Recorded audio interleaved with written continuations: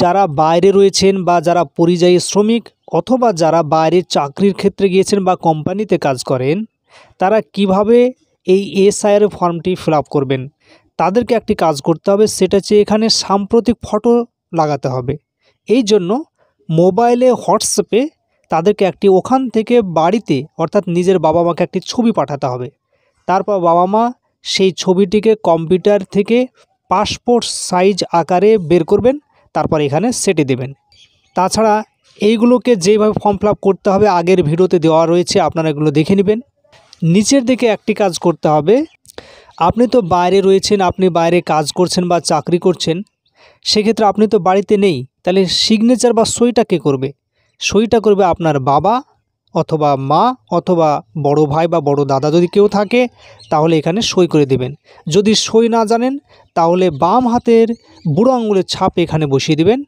তারপর আপনার সঙ্গে যিনি সই করলেন আপনার বাড়িতে বসে, তার সম্পর্ক কি সেই সম্পর্কটা এখানে লিখে দিতে হবে। আমি একটা উদাহরণ দিচ্ছি।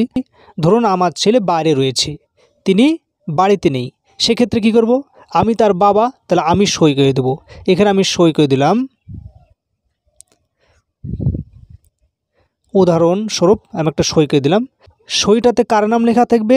যে বাইরে আছে তার নাম লেখা থাকবে না, শুধুমাত্র বাবা অথবা মা অথবা ভাই বা দাদা যে বাড়িতে থাকবে তার নাম লিখতে হবে এখানে।